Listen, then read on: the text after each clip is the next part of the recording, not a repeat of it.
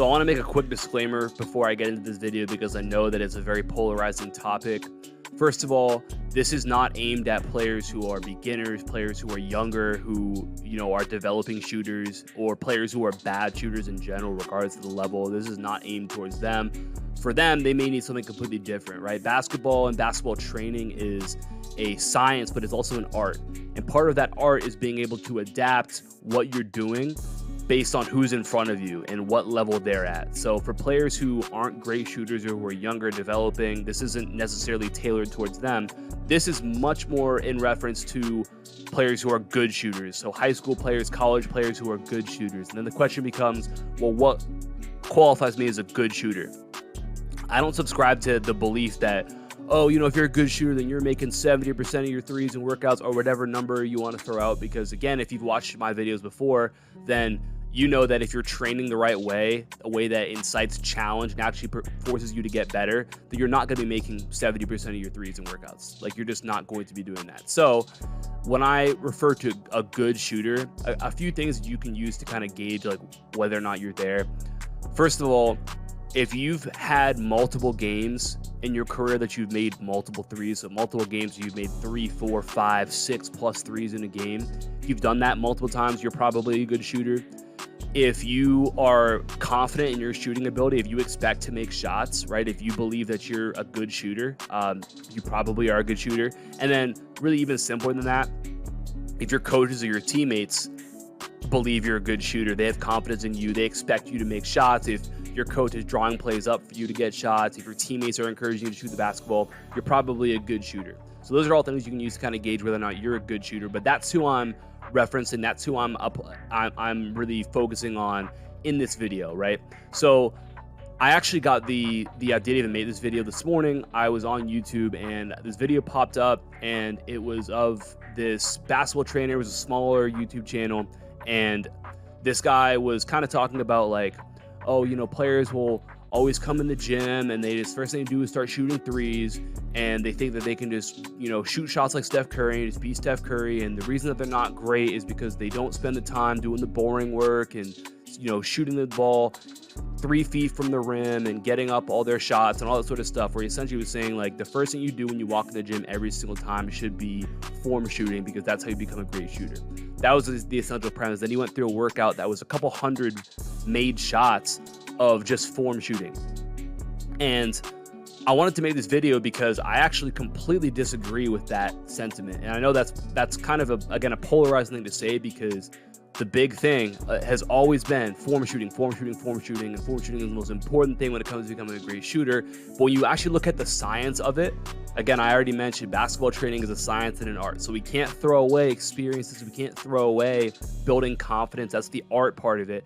But there is an entire science aspect of that we have to look at. And the whole craze and obsession with form shooting, to me, completely goes against what the science says when it comes to becoming better at a motor skill, in this case becoming better at shooting. And I want to dive into why that is and some effective ways that, again, if you're a good shooter, you can actually progress as a shooter, and some ways that actually I think we can adjust form shooting to make it better.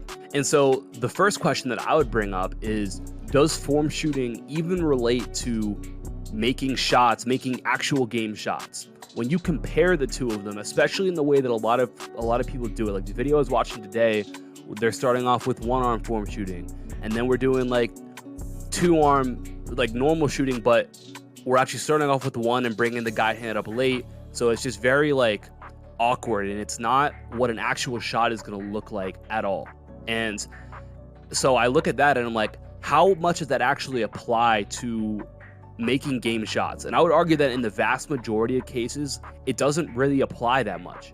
And so we spend all this time saying, hey, I'm shooting all these form shots.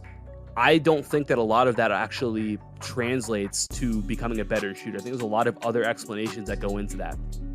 It's funny because when I think about the best shooters that I'm around, all of them, at least all the ones I can think of, have some sort of form shooting routine when they come in. Like we'll have a workout, they'll come in, before we get started, they're going to be overdoing their form shooting. Pretty much all of them have something that they do, right?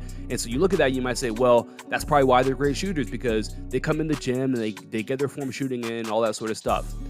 I actually think that we can look at it a different way. So there's an analogy that I'll use right here. And, you know, I don't know if you're into cars or not, but generally throughout the world of cars, there's two manufacturers that are kind of viewed as like the holy grail of like reliability and just well-made cars, and that's Honda and Toyota. And so like for me, I have a Honda, and so I was listening to a mechanic, actually a shop owner, who was talking about the whole Honda Toyota, like, you know, why is it that they're so reliable? Are they that reliable? And he said really it's two parts of it. Half of it is the fact that, yes, Honda and Toyota, they do make great cars. They make very reliable cars. They're good manufacturers. But the other half of it is the fact that generally people who own Hondas and Toyotas, a lot of times are buying them because of the reliability and the fact that they're going to last a long time. So they take better care of them because they're already thinking about how to make this car last as long as I can. So they're going to take the time, they're going to do the maintenance on it, they're going to get the oil changed, they're going to do the tune-ups when they need to, they're going to replace the tires, they're going to do all the stuff that's needed to make sure that car lasts as long as possible. And that's a big part of why these cars last a long time, because half of it is it's a well-made car, and the other half of it is that the owner does a great job taking care of it. And if you took those owners and you put them in a different manufactured car, like a different brand, that car would probably last a lot longer than the other cars on average that are made by that same manufacturer, because that person takes better care of their cars. And so relating that back to shooting and basketball, you can look at great players having some sort of form shooting routine and say, well, that's why they're a great shooter. In reality, that person is the one who's spending the most time in the gym. More than likely, they're getting the most shots up. They're the most obsessed with it. And therefore, that's why they're going to be a great shooter. It's because they do all of the right things. So we can take away the point that says, oh, they get in and they do their form shooting first. But what about the fact that they do everything right? You know, you could take somebody who treats their car horribly and put them in a Honda or a Toyota, and it might not last quite as long because they're not doing the right things. So when I look at the fact that a lot of the best shooters that I'm around, pretty much all of them have form shooting routines, you can look at that and say, well, they also are the players who are spending the most time in the gym and are the ones who are doing the most to be great shooters. Now, we're going to dive back into that point in a second here, but form shooting is not going to lead to you making more in-game shots, you making more game shots. It's not going to lead to that. Again, past a certain point, we're talking about beginners, we're talking about somebody who's new to shooting. Sure, anything you do is going to help you. But when you're a good shooter, a consistent in-game shooter, form shooting is not making you any better. And what it will do, though, is it's going to provide you some sort of psychological momentum as you kind of move into your workout, right? So all that psychological momentum is it's essentially just you getting yourself going. You seeing the ball go in, you building a little bit of confidence that way, and then you feel a little bit better as you start your workout. Think of it like when you wake up in the morning and you're a little tired, you have no momentum yet, and it's a little hard to get out of bed, but you do get out of bed, and you wake up and you go brush your teeth, and then you go make your coffee, and you go eat, and next thing you know, you're like ready to go because you built a little bit of momentum just by doing small things, and that allows you to get into your day. That is a lot of times that what can be a benefit of form shooting is it just allows you to build a little bit of momentum, seeing the ball go in, and then you can get into the rest of your workout and you have that momentum to kind of go with you. And we're going to talk about why we actually want to train without that sometimes, because that is very much applicable to games as well. But that's one reason why we might use form shooting, to build that momentum, to build confidence by seeing the ball go into the rim, but not because it's going to make you a better shooter. It's not going to, because we need challenge in order to become better at something, okay? And we'll dive into that. Abilities are increased by challenge and error reps. So I say this all the time, and I already alluded to it. If you've watched my videos and you follow the things that I talk about, then you're not making 70% of your threes in workouts. You're struggling a little bit. You're in that Goldilocks zone where you're making anywhere from 30 to upwards of 70% of your shots. And there's a lot of misses that are happening because you're going to take a drill that, okay, hey, I can go 8 for 10 here and it's really, really easy. And I'm going to find a way to make it harder and challenge myself so that I find ways to raise my level in order to meet the new challenge that I'm getting. And when you can do that, when you raise your level to meet challenges, that's literally what improvement is by you doing that. And then all of a sudden, you become so good at that, okay, now I'm back to making 8 out of 10 at this again. So how do I find another way to make it more difficult? And that's how you actually become better at a skill. And shooting is a really simple way, a really simple thing to kind of see that work in. So we need misses and we need those error reps in order to force our brain to improve. If we never miss shots, if there's no challenge, then there's nothing your brain doesn't have to move. Your brain is plastic, meaning it can change itself, but it's very, very difficult for your brain to do that. And it's only going to do that if it's forced to. So by doing your form shooting where there's no challenge, there's no neuroplasticity that is being affected at all by that because there's no challenge. So why would your brain adjust? Why would you become a better shooter? You may be more confident in that workout, and that may lead to better results, but your actual physical capacity to perform is not improving from that. So let's talk about my approach to shooting and developing shooting and why I think it's the superior way to do it. Again, when we're talking about good shooters. So a drill that I love doing is one that I've called the 8 a.m. AAU drill. And I'll put it on the screen here, but all that it is the first thing that we're going to do when we walk in the gym is we're going to pick 4 shots. And generally, it's all going to be 3s. So, for example, we might go off the catch and we'll go, the first shot we'll do, relocating from wing to corner. Then we'll go from corner to wing. And then maybe we'll go pin down to the wing. And then maybe we'll go transition. And they've got to make 3 out of 4 shots on the right side. Then we're going to go left side, do the same thing. We can also add in, depending on, who they are, what they do, we might add in some shots of the drill. Maybe they go ball screen into a 3. Maybe we go transition pull up. Maybe we go some sort of handoff. This all depends on the day or on what they want to do. And that's the first thing that we're going to do when we get in the gym. So we're not going to start ourselves in close and move ourselves back. No, we're going to go right in and make shots because that's what the game is about. And I think where this really applies is you look at the high school level and most high school players. Think about AAU, right? It's the time of year when coaches are watching you, right? You have to go and you have to perform because coaches are coming to watch you play, and that's where they're doing the majority of their recruiting. You're going to play a game and you're going to have 2 minutes to warm up, right? Your first game on Saturday might be at 10 a.m. and the game before you went into overtime, and now all of a sudden you get a 3-minute warm up and there's 2 basketballs for your team of 10 people. You're not going to get to shoot 100 form shots. You're going to have to get your few reps to warm up, and then you got to go out there and make shots because the coaches are here watching you now. So if you can't switch it on and make shots right away, if you need psychological momentum to get yourself going, then what's going to happen when you aren't afforded that opportunity, when you have to make shots right now without a warm-up? What are you going to do? That's the case for a lot of players. That's why I call this drill the 8 a.m. AAU drill, because we're simulating what it's like when you don't have a warm-up and you have to get up and be able to make shots right away.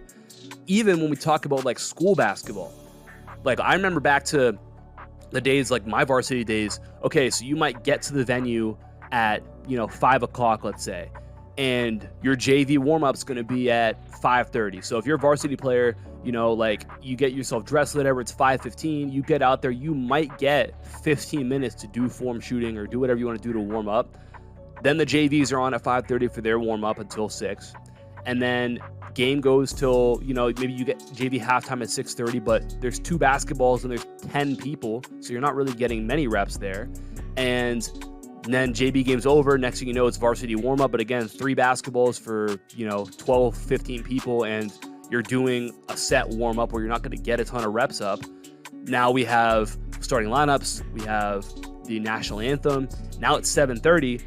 Your shooting warm-up, your form shooting, you did over 2 hours ago. And then you got to go in there and make shots. You got to be able to do it. So if you can't switch that on when you need to, if you need the psychological momentum to be good, how are you going to be a good shooter in those moments, right? And it might get a little bit easier as you're older at the college level, at the professional level, obviously. But to get to that point, you've got to be good enough that you don't need that momentum. You don't need that warm-up. And so that's why that's a drill that we do all the time. Almost never, if I'm working with a good shooter, we will almost never start inside of the 3-point line. Like you got to go make shots. You got to be able to figure it out. You got to be able to do it.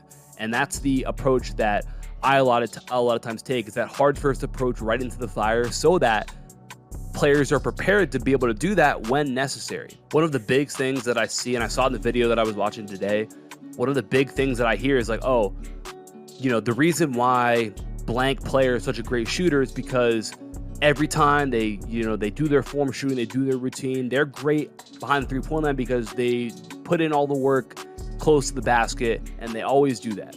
And again, if we're talking about somebody who's a developing shooter, 100%, you're going to start closer than the 3-point line. Again, not who I'm referring to. When you're a great shooter, we look at Steph Curry. Steph Curry is a great shooter, and he's able to hit some of the crazy shots that he hits because he's gone out there and done it. He works on those things. He works on making those difficult shots.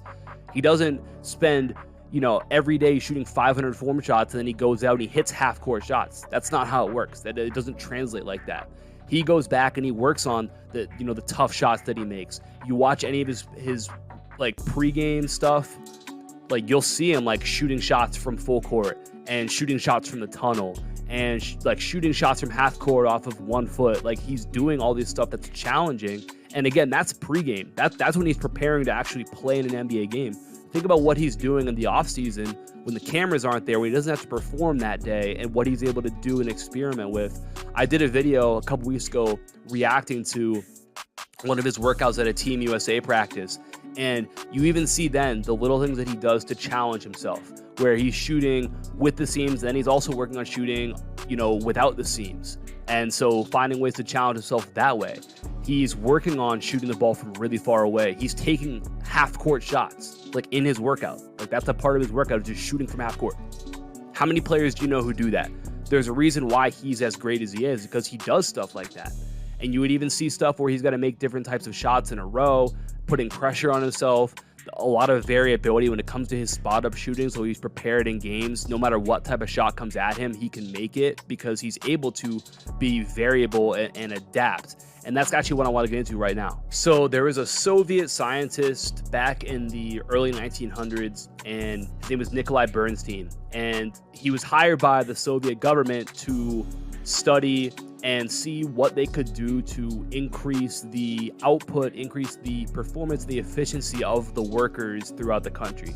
And so he did an experiment. He took a bunch of blacksmiths, and he had some of them who were expert blacksmiths. They were the most efficient. They got things done the quickest. They did the best work.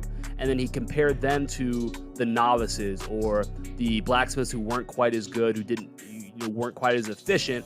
And he just compared the way that they would swing their hammer to see, okay, what's the difference between the two? Now, his initial hypothesis was pretty much what the common thought was, okay, hey, the expert blacksmiths are going to have the same exact technique every single time. The pattern's going to be the exact same. And the ones who are novices, who aren't as good, they're not as good because they're not going to be able to repeat the same motion over and over again the way the experts are. And that was his hypothesis going in. What he actually found was that the experts there was way more variability from swing to swing. So they weren't swinging the same way every single time. There was little differences, but they were able to hit the same place on the nail or the same place on the target every single time because of the fact that they were experts, right? So they were incredibly accurate with what they were doing, but the actual technique that they would use would change swing to swing.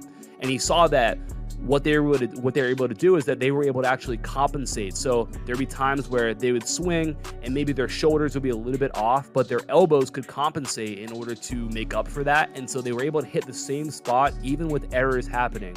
And what he saw with the novices is that a lot of times their swings were much more, like they looked much more similar to each other, but they were not as accurate because when one thing would be off, they weren't able to adapt or adjust and fix it. So they were much less accurate when it came to hitting their target. And so this is actually from the book, How We Learn to Move by Rob Gray. And I think this is something that should be like required reading for every basketball trainer. And again, when I watch videos like the one I watched today, I can tell that a lot of trainers don't actually dive into the science of teaching movement, of learning movement, of skill acquisition, all this stuff is important. So kind of going with that, he says in the book, why did Bernstein's blacksmith swing the hammer slightly differently every time? Surely if I want to produce the same outcome under the same conditions, the best strategy would be to repeat the same movement every time. Bernstein himself identified the flaw with his logic. The same in the middle. When we move, the conditions are never the same. Just ask tennis great Rafael Nadal. There's a quote right here.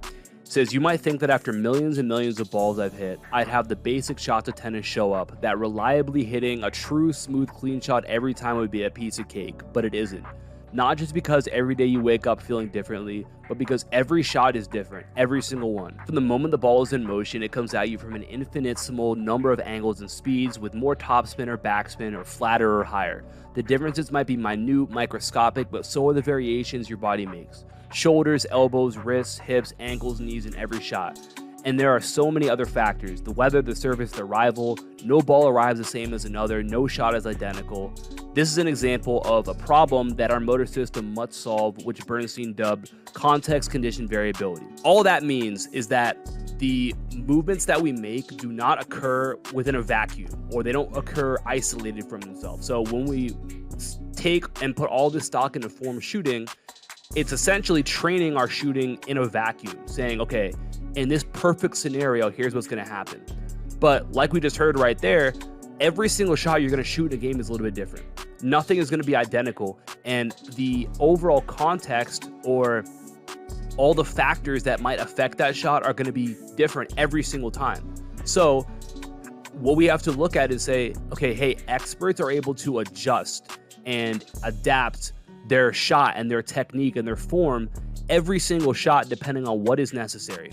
They might be moving a little bit to the right, and they have to be able to find a way to change their form a little bit to adjust for that fact. An expert can do that. They can change their form every time. A beginner can't do that. A beginner, if they're leaning off to the right, they're going to miss the shot. An expert can adjust some sort of variable within their own shooting form, and that's going to be able to make up for something that might be off for them. Okay, so when we look at what goes into being a great shooter, we have to train for this adaptability, and form shooting doesn't do that. What actually does it is doing the thing.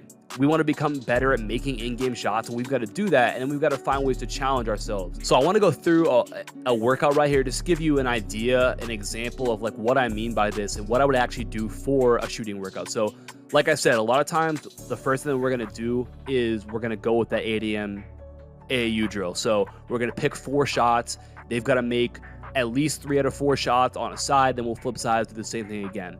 Then right after that, for example, what we might do is we might go with something like this, where we'll go with like hands behind the back, late catch shooting. And so she's just kind of walking back and forth with her hands behind her back, and I'm going to toss her the ball at some point, and she's going to wait as long as possible to take her hands out and catch the basketball. So working on being able to make shots coming off of like a late catch or an unclean catch, just where you don't really get a great feel for the basketball before you shoot it. And so we'll do that from mid-range, and then eventually we'll back up. We'll go from the 3-point line, so we'll go from usually like wing, top wing, something like that.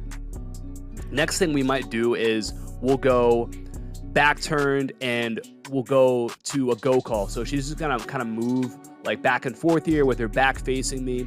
At some point, I'm going to give her a go call. She's going to turn, identify the basketball, identify the rim, and then just shoot it as quick as she can. So really adding challenge, because she doesn't have any of that perceptual information of, okay, where's the basket? How close am I? Where's the basketball at? And she has to figure all that out and process it very, very quickly. And that's really challenging. Again, her disability to perceive and her ability to register information quickly. And so a great way to challenge that as well. Next thing we'll do is back forward shooting, but in this case, she's going to start with the basketball. So she's just kind of switching up what her feet look like.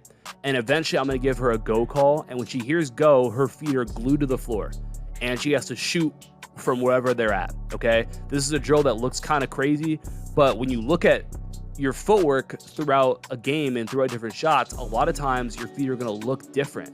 They're not going to be perfect every time. Again, can one variable be off and you still be able to make the shot? That's what experts are able to do, and that's what we're training right here.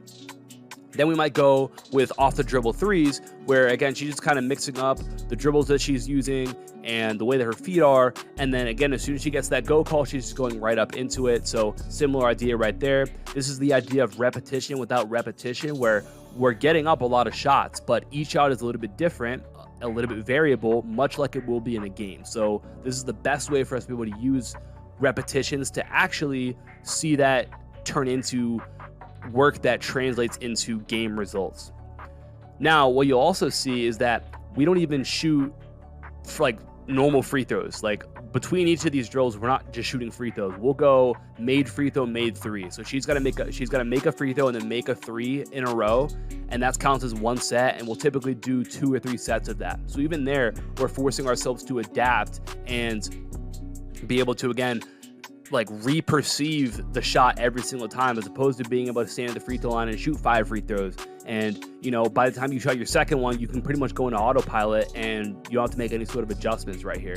And that's why we do that. Now, the next thing we might go with is double bounce shooting right here. So she's going to bounce the basketball up in the air, and then she's going to wait for that second bounce. And as soon as that happens, she's going to sprint and go get the basketball and shoot as quickly as you can. So we're working on getting into shots coming off of movement now, adding a little bit more challenge. Again, kind of like what I talked about. Can you still make shots when your momentum is taking you to the right side or to the left side?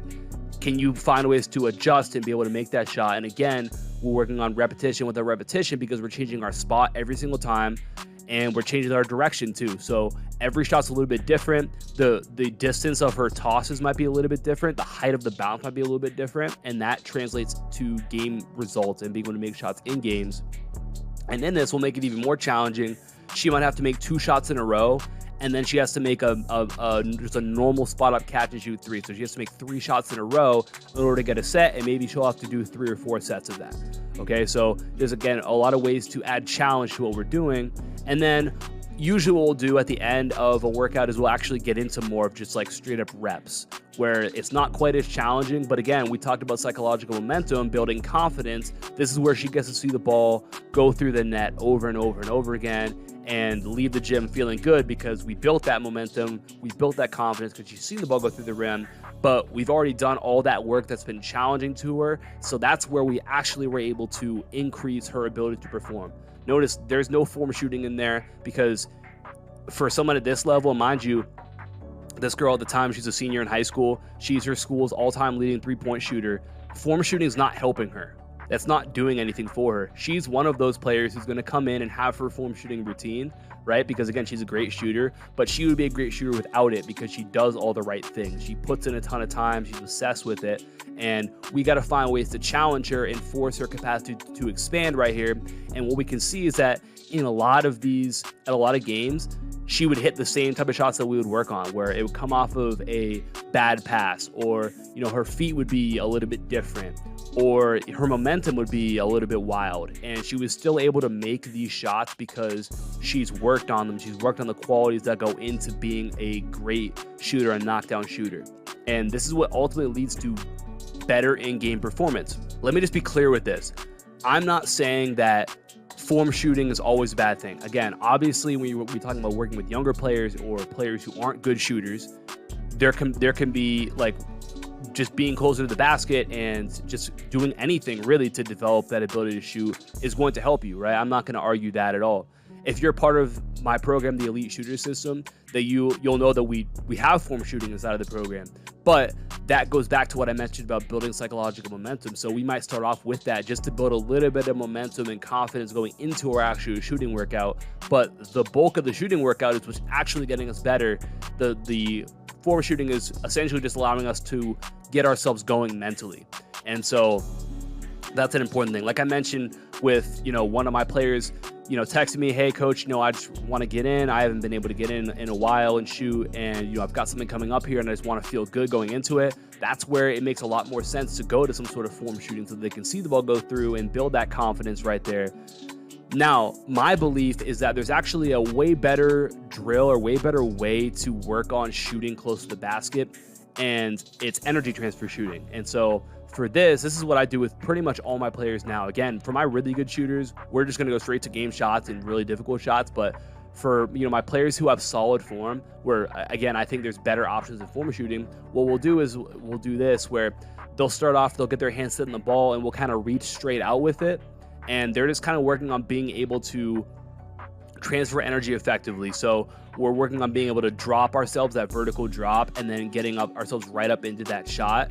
And then we'll also work on like a little bit of a foot replacement. So we're kind of stepping to the side, dropping down, using the energy transfer back up and into the basketball. And then just working on that ability right there. We can work on it off of a toss right here. And so I'll link a video that kind of goes more in depth into that right there. But if I was going to do something that resembled form shooting, it would be this, because when we look at these shots here, that's much more similar to a shot you're actually going to shoot from the perimeter than a really rigid one-hand form shot. Okay, so just something to keep in mind. Overall, the main point of this video is not to demonize form shooting as much as it definitely comes across like that's what I'm doing, is just, you know, demonizing and hating on form shooting. Ultimately, everything has its place, and I just believe that form shooting should have way less of a place for a lot of players, okay? And it should be used in the correct way, which is to build psychological momentum and to build confidence by you being able to see the ball go through the rim, not by not using it and claiming that it's going to make you a better shooter, because it won't. And my ultimate point with this is that my view on basketball training is it isn't progressing, right? In every industry, right, we get new information, we learn new things, and we adjust, we adapt, we become better because of it. With basketball training, again, so much of it is, well, my coaches told me this growing up, and so that's what I do now. And we do this because it's the way it's always been done. And whenever you try and bring up something when it comes to like, hey, maybe we can do this better, maybe we can do this instead, it almost gets demonized, and you say, well, people have always been doing this, or this NBA player said that they did this, and that's why we should all be doing it. And again, we talk about basketball being an art and a science. There's an art to it, right? What feels good, what's worked for somebody else, all that sort of stuff matters. But the science aspect of it is an area that is very much overlooked and very much almost demonized when it comes to basketball training. We box players in with stuff like this when we tell them, hey, shoot 200 form shots a day. You have players who are going to do that. Like they want to be great. And you're going to tell them, hey, the reason you're not a great shooter, you're not consistent, is because you don't shoot enough form shots. Your form's not good enough. And they're going to go and do that, and they're not going to get any better because of it. They're not going to go into games and start making shots because the advice they're getting is just not very good.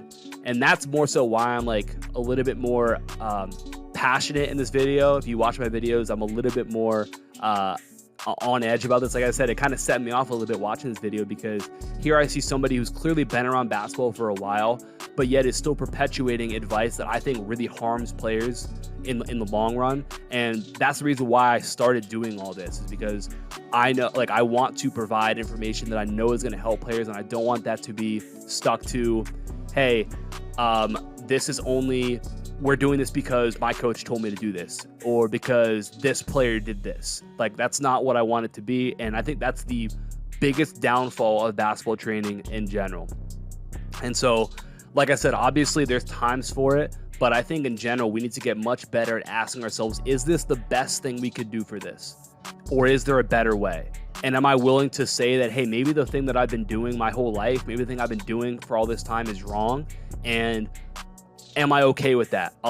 There's a lot of trainers who are not okay with it, a lot of coaches who are not okay with it. And again, my goal is just to give players the best information possible and help the most that I can. So again, that's kind of why I'm as worked up as I am about this topic right here. But again, not to demonize form shooting completely, just to give you food for thought right there. So hopefully this gave you an idea, or gave you just different perspective on all this sort of stuff. If you are a good shooter that, you know, wants to become great, you're a great shooter that wants to become elite, the number one thing, like I already mentioned to you, is find ways to challenge yourself as a shooter. Challenge. The most important thing that you can do, find ways to challenge yourself, find ways to raise your level and meet that challenge. And when you do that over and over again, you're going to become better, and the sky's the limit in terms of what you can become. So I already mentioned this, but if you're interested in a program that can help you take your shooting to the next level, check out the Elite Shooter System. That's linked down below. My full shooting program. I'm going to give you step-by-step workouts, advice on mentality, and just the overall mindset necessary to become a great shooter, and some different film breakdowns and all sort of stuff. So that's linked down below. Highly recommend you check that out. Appreciate you for watching. Talk soon. Peace.